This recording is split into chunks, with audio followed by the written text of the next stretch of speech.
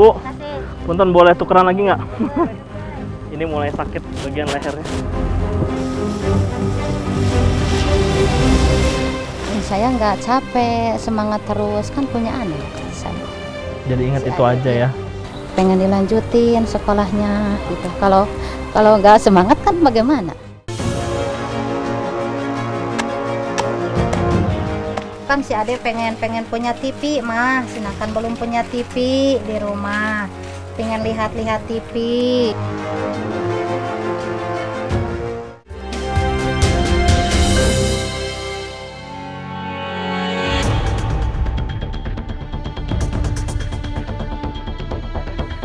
Di balik cantik dan menawannya pemandangan alam Kabupaten Garut bagian selatan, tersimpan pilunya kisah desa-desa tertinggal dan sangat tertinggal. Bahkan, jerat kemiskinan makin membelenggu saat pandemi COVID-19 melanda.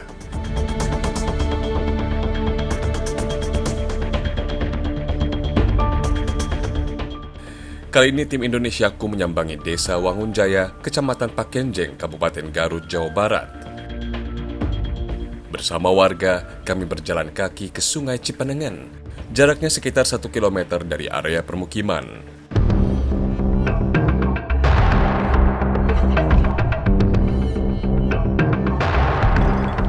Sesampai di sungai, seperti inilah pemandangannya. Para perempuan sudah bekerja keras menyaring pasir dari tumpukan bebatuan kali sejak pagi. Sudah 3 tahun belakangan, warga mulai menambang pasir di sini untuk menambah penghasilan keluarga. Bu, awalnya kerja pasir tuh karena lihat siapa? Ngikut siapa? Enggak ngikut, lihat teman-teman aja. Oh, jadi begitu tetangga sama teman-teman kerja, ibu ikutan. Oh, hasilnya lumayan nggak sih? Alhamdulillah. Alhamdulillah. Alhamdulillah apa? Alhamdulillah cukup. Cukup ya? Kok gitulah sehari-hari. Oh, ini kan tapi jauh banget Bu, jauh, berat, bisa sakit. Jauh juga dah, kan lumayan. Butuh sehari-hari. Ini berapa kali bolak-balik Ibu? 5. 5 kali sehari. Artinya tak kurang dari 10 km perjalanan ditempuh dengan jalan kaki setiap hari. Itu pun dengan membawa beban berat di gendongan.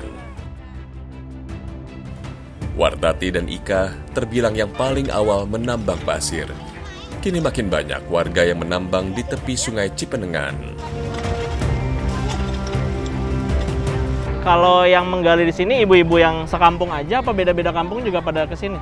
Beda-beda. Oh, Banyak itu. tapi titiknya sama. Iya, sama. Oh, ini nggak habis-habis pasirnya berarti? Nggak habis-habis. Oh, iya iya. Banyak pas ini. Kalau diambil pasirnya, batunya diapain Bu? Pakai buat itu sprit gitu, buat rumah. Buat rumah juga Iya. bisa ya? Bisa buat jalan ke bisa gitu.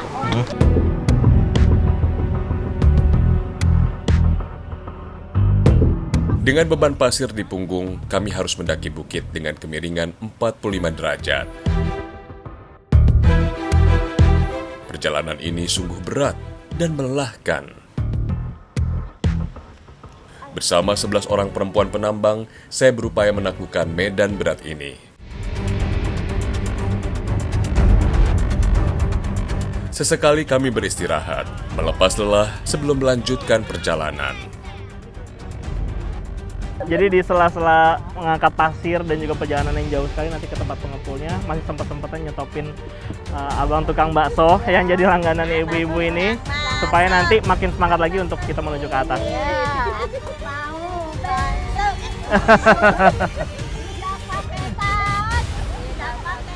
Tawa dan senda gurau para ibu ini menjadi penawar lelah, yang sedikit mengusir rasa pegal yang mendera setelah menopang beban berat.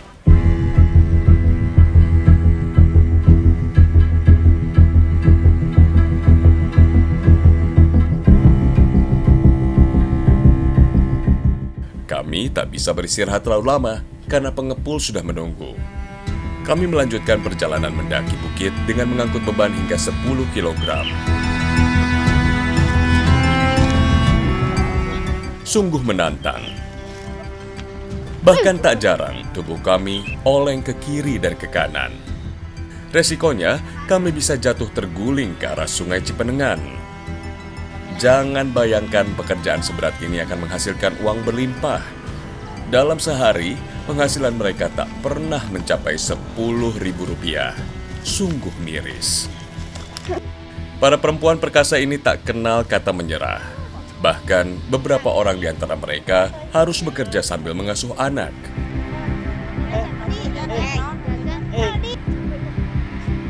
Kalau harga itu Kalau harga biasanya gimana jauhnya?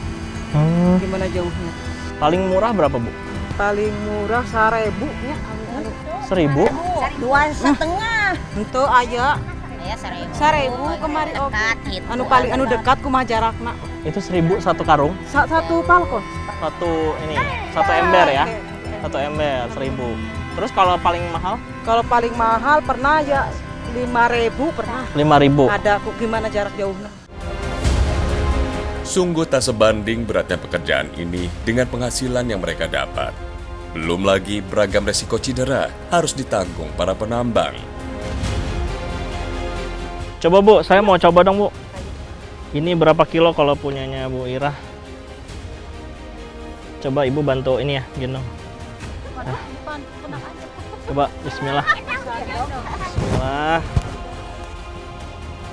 Ini beratnya bukan main-main loh pemirsa. Ini berapa kilo kira-kira kalau Ibu?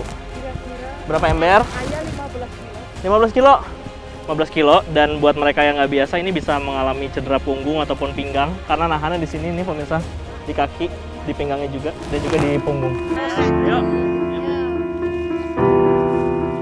Saat ini boleh jadi hanya rasa pegal yang dirasakan. Tapi bila diabaikan bertahun-tahun, bukan tak mungkin akan membahayakan diri mereka sendiri.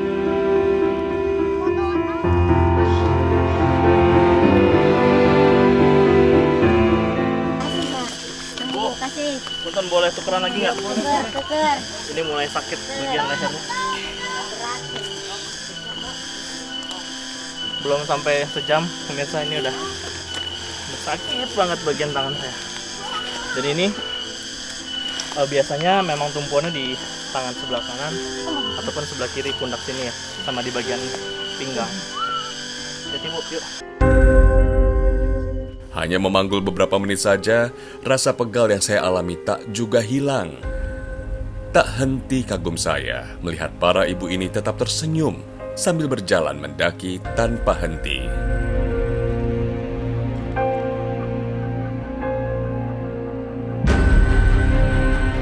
Setelah melalui perjalanan panjang, akhirnya kami sampai juga di rumah pengepul. Para penambang pun menumpahkan pasir yang mereka bawa. Rata-rata 5-20 kg pasir mereka angkut sekali jalan. Ikoy adalah satu-satunya pengepul pasir di Desa Wangunjaya yang menjadi tumpuan harapan para penambang.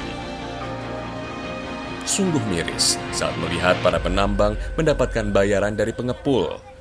Perjuangan berat sedari pagi hanya berbalas beberapa ribu rupiah saja. Ini Ibu kalau sudah dikumpul, itu nunggu berapa hari biasanya?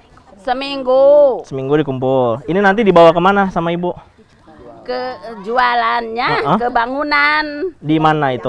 di Lewo. Oh, jauh dari sini? Di mana baik gitu. Yang bangun. pesan sama Ibu langsung Iya, dikasih. Tapi selama corona ini gimana? Banyak nggak pesanan? Ada Ada, walaupun nggak.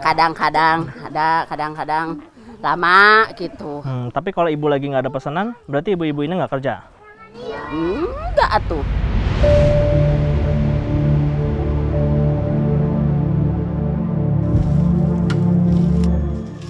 Sejak pandemi mulai melanda, perekonomian warga ambruk.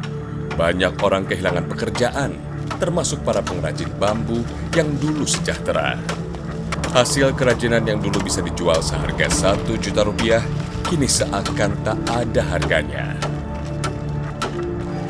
Ini bambunya dipilih yang tingginya 5 meter lebih, karena nanti kita butuh bambu yang 5 meter untuk dipotong-potong untuk menjadi mebel antara meja, kursi, ataupun bilik buat dinding rumah.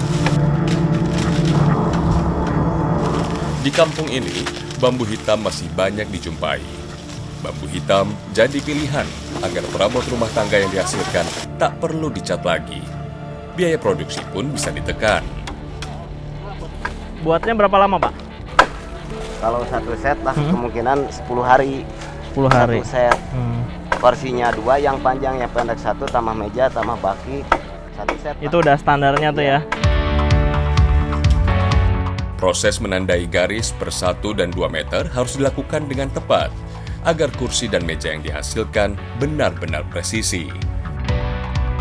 Saya pun membantu Amang dan Suyut mengikat dan menggotong bambu.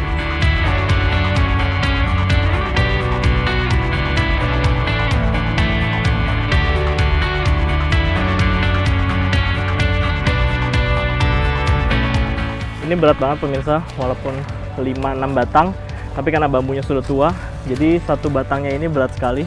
Mungkin 10-15 kilo ini ada. Dan jaraknya jauh dari hutan bambunya menuju ke pemukiman. Ayo Pak.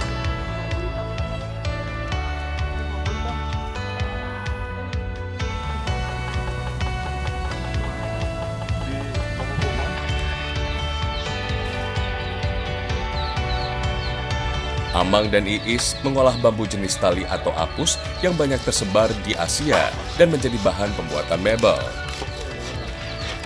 Dulu usaha ini mampu menopang penghasilan warga. Sayangnya, kini tidak lagi. Hasilnya lumayan nggak sih Bu kalau dari bambu nih? Bilang cukup aja. Cukup aja? Iya. Nggak bisa menjanjikan juga dong ya? Iya. Saya pikir tuh kalau jual mebel gitu mahal gitu. Iya. Yang beli dari mana sih Bu rata-rata? Dari kebun, dari tetangga. Kini, Iis dan Amang hanya bisa menjual dinding biliknya seharga Rp10.000 per meter persegi. Itu pun masih sering ditawar hingga Rp5.000. Walaupun angka itu tak mampu menutup kebutuhan keluarganya, terpaksa ia terima daripada tak ada uang masuk sama sekali. Di masa pandemi ini pemirsa kita harus pintar-pintar mencari mata pencarian baru sebagai penopang perekonomian keluarga. Karena di desa ini masyarakatnya masih memiliki hutan bambu, alhasil mereka bisa memanfaatkannya sebagai bilik ataupun meja dan juga kursi yang akhirnya mereka jual.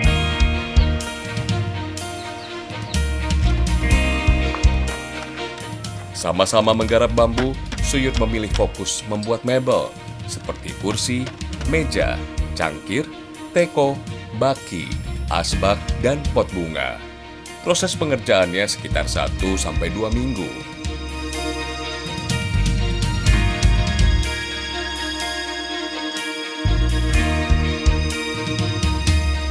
Kalau sekarang selama pandemik 0 lah. Belum ada yang beli sama sekali? Ada sih ada gitu, cuman nggak seperti dulu sebelum kena pandemik. Kalau sebelum pandemik saya rata-rata lah 3 set 1 bulan. Kalau sekarang sudah pandemik itu belum tentu, kadang-kadang ada gitu, cuman beli 1 buat recehan di teras gitu. Sekarang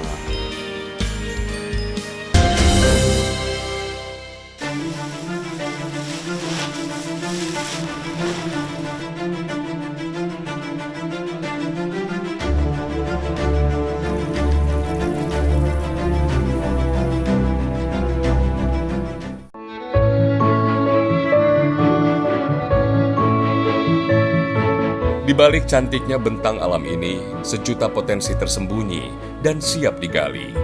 Sayangnya, hancurnya perekonomian berimbas hingga ke desa dan akhirnya membuat roda ekonomi sulit berputar.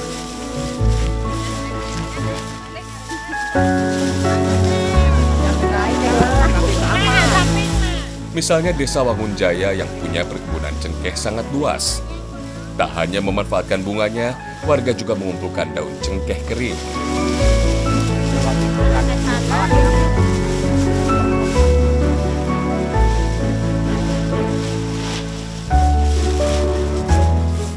Lagi-lagi, para ibulah yang menjadi mayoritas pengumpulnya.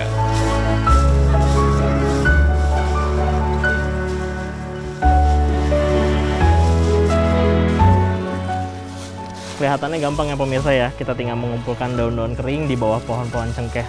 Tapi ternyata tidak semuanya bisa dikumpulkan untuk masuk ke dalam penyulingan. Harus daun yang pas, yang bisa disortir untuk masuk ke tempat penyulingannya. Yang mana Bu, daun yang pas untuk masuk ke penyulingan nih? Ini yang ini yang udah bagus. Ini masih hijau ya? Iya, masih hijau. Kan baru jatuh dari pohonnya. Iya, kalau yang ini bagus. Kalau yang udah busuk tidak bagus. Nggak bisa karena terlalu Iya, kering. Iya, terlalu kering. Nggak ada minyaknya itu ya? Iya, nggak ada minyaknya.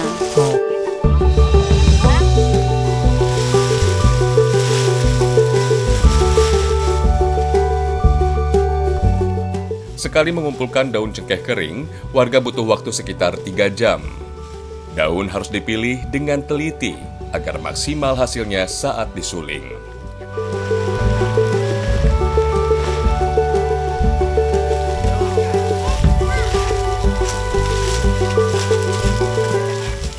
Setiap pengumpul daun biasanya mencari hingga 10 kg daun kering yang nanti akan diolah menjadi minyak cengkeh. Sekarung daun cengkeh kering berkualitas baik dihargai Rp10.000. Lumayan untuk menambah penghasilan keluarga. Masukin. Iya.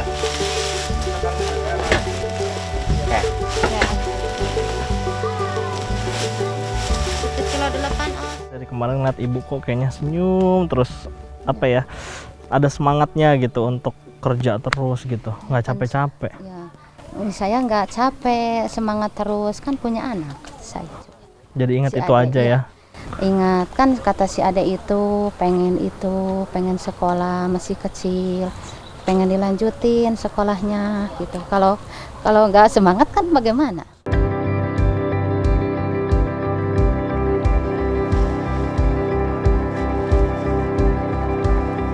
Di desa ini hanya ada seorang pengepul daun cengkeh kering, yaitu Iwan.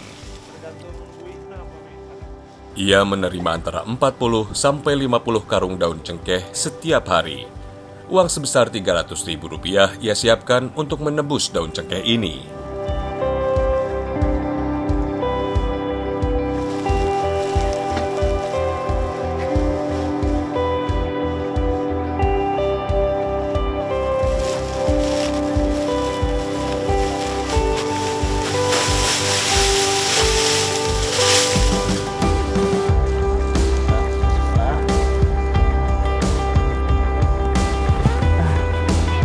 Ya. Jadi proses penyulingan ini panjang sekali pemirsa, jangan dibayangkan minyak cengkeh yang mahal itu prosesnya hanya sebentar, kemudian para penjual ataupun para petaninya bisa menghasilkan harga yang begitu besar. Tapi karena prosesnya panjang, kemudian penjualannya berjenjang, otomatis hasil yang mereka terima sebenarnya hanya sedikit. Iwan sudah menggeluti bisnis cengkeh selama lebih dari 30 tahun. Ia paham betul posisi dan kesulitan para petani yang hanya mengandalkan penghasilan harian. Ia pun membeli tungku dan peralatan penyulingan untuk meningkatkan penghasilan petani. Mungkin kalau mereka mengulurkan bantuan berupa apa yang Bapak inginkan dari mereka? Apa uang, permodalan, infrastruktur atau apa kira-kira Pak? Kalau mereka bisa bantu gitu? Selama ini saya ya udahlah lebih banyak ngasih ke rakyat kecil lah.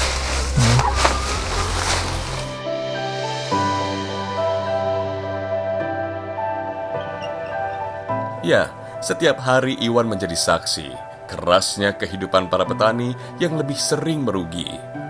Kehidupan keluarga mereka pun tak kunjung sejahtera. Data berbicara, hingga tahun 2020 masih ada 2,5 juta petani hidup miskin di Indonesia.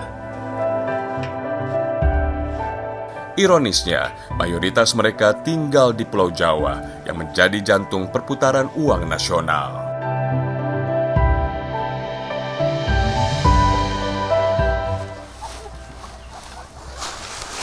Kenapa Bapak nangis Pak?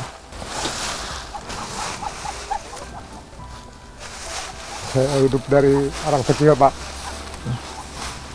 bareng dengan orang kecil seperti ini. Jadi udah baguslah pemerintah ngasih itu BLT apa beras, lagi zaman sekarang zaman Nyawah juga banyak ini, banyak hama Pak. Saya berharap ke pemerintah, saya tahu ke pemerintah yang mana gitu, cuman saya minta aman aja lah, baik itu dari kesehatan, dari apa. Kalau aman kan kita bisa, jangan seperti sekarang banyak heboh-heboh, rakyat kecil itu tidak menginginkan itu.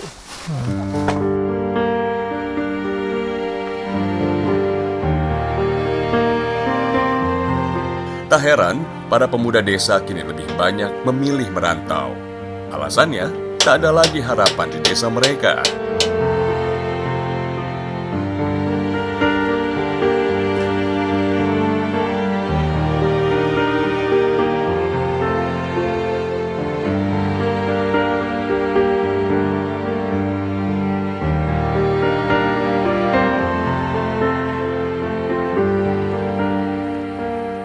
Tak hanya urusan perekonomian yang kenyataannya pahit, urusan mendapatkan air bersih saja sudah puluhan tahun warga kesulitan. Air bersih hanya bisa didapatkan secara terbatas, itu pun harus mengantri panjang bergantian.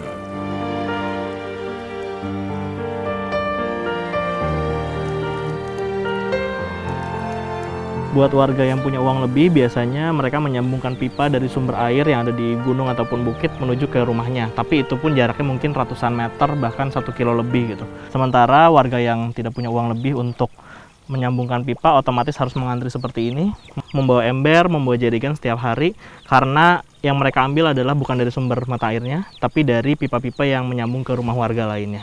Jadi pipanya diputus seperti ini untuk mengambil air sebentar, kemudian mereka sambung lagi. Hanya warga yang berkecukupan yang mampu membeli pipa-pipa seperti ini. Bagaimana tidak? Biaya pemasangan instalasi air bersih dari mata air ke rumah setidaknya butuh 1 sampai 2 juta rupiah. Cukup mahal karena dibutuhkan pipa hingga 100 meter untuk mengalirkan air langsung ke rumah. Ya beli gitu, kalau mau beli gitu dari sini gitu, mau masang. Jadi nggak semua orang ngasih gratis? Enggak. Ya ampun, padahal kan ibu juga nggak punya ini ya, nggak punya pipanya, nggak punya sumber airnya gitu. Ibu sama warga sudah pernah minta belum sama Pak Lurah gitu soal air? Belum. Belum. Kenapa belum minta? Kan butuh. Kenapa? Sudah pernah tanya belum? Kita gaduh kanggo eta ngabangunnya yo, kanggo pribadi gitu. Jadi selama ini pipa-pipa ini punya orang pribadi aja? Pribadi. Nggak ada yang dari desa? Enggak.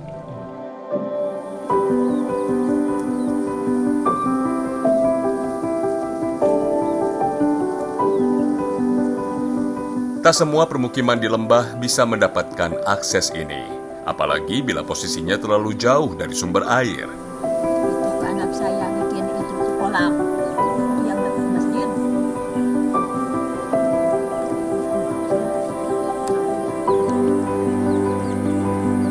Mau tak mau, warga pun harus mengangkut air dalam jerigen untuk kebutuhan di rumah. Tantangannya, kembali kaum perempuan dipaksa kuat mengangkat beban berat di kedua tangannya. Tak cuma sekali angkut. Dalam sehari, mereka bisa bolak-balik hingga 3 kali untuk mengangkut kebutuhan air. Padahal, sudah sejak lama pemerintah desa memasukkan program penyaluran air bersih ke rumah-rumah dalam anggaran dana desa. Sayangnya, belum seluruh wilayah desa yang terlayani. Yang belum kena sasaran salah satunya adalah masalah air. Di masyarakat sangat-sangat di Wangunjaya itu sangat kurang. Mata air udah ada kemarin bantuan dari Pamsimas, cuma tidak mengcover seluruh desa Wangunjaya. Yang masuk itu kemarin 2 RT kalau nggak salah, bantuan dari Pamsimas.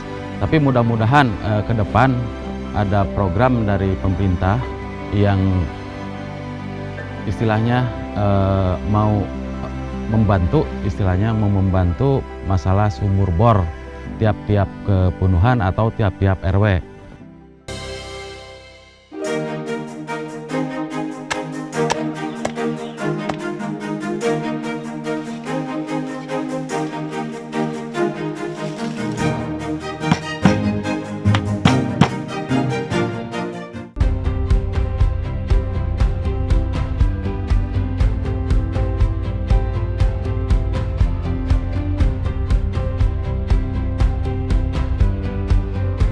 Tugas utama pemerintah pusat dan daerah jelas menjalankan program stimulus perputaran uang di desa, memaksimalkan setiap potensi sehingga desa menjadi mandiri finansial. Sayangnya, dukungan pemerintah belum sepenuhnya diberikan untuk mengembangkan potensi daerah. Salah satunya singkong. Hari ini Iis mengajak saya memanen singkong. Tak hanya itu, Iis juga ingin menunjukkan nilai lebih singkong yang bisa diolah menjadi kerupuk sehingga nilai jualnya lebih baik. Saya diajak sama ibu buat bikin kerupuk RO khas dari desa ini. Dan warga kampung biasa makan itu sekalian jual juga nantinya. Tapi bahan dasarnya singkong, jadi kita nyari dulu ke kebun.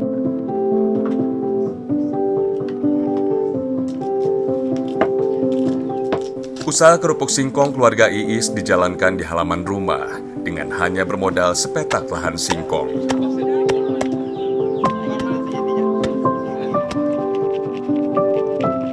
Tak menyimpan ilmunya sendirian, Iis juga mengajarkan pada Emak Wati, ibundanya, dan beberapa saudaranya yang lain.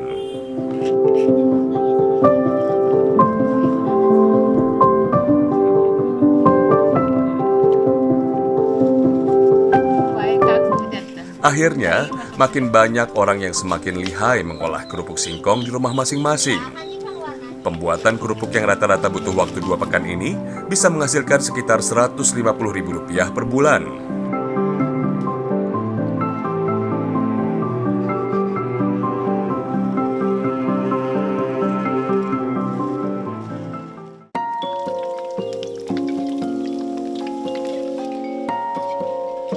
Iis telah melakoni berbagai pekerjaan yang hampir semuanya tidak stabil sepanjang pandemi. Namun, ia tak patah arang demi membiayai buah hati mencapai cita-citanya yang tinggi.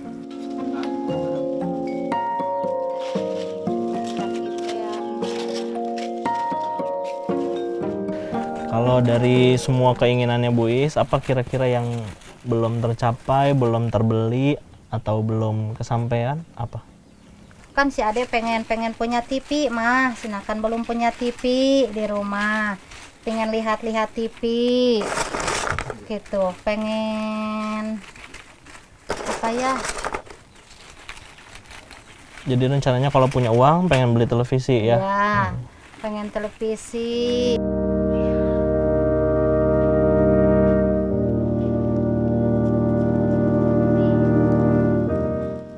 Iis juga punya tanggung jawab lain, yaitu mengurus anak dan ibundanya yang menderita sakit lambung.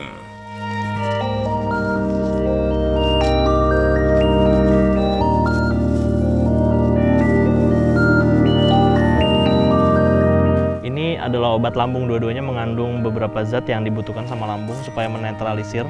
Karena Bu Iis dan juga Emak Wati mengalami sakit lambung selama 1 tahun terakhir. Jadi makanya mengkonsumsi secara rutin seminggu sekali serai wangi dan juga kunyit ini.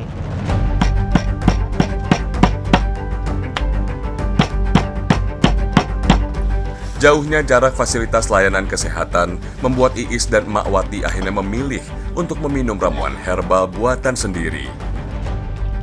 Meski tak bisa menyembuhkan secara instan, tapi setidaknya mampu meredakan sakit yang mereka derita.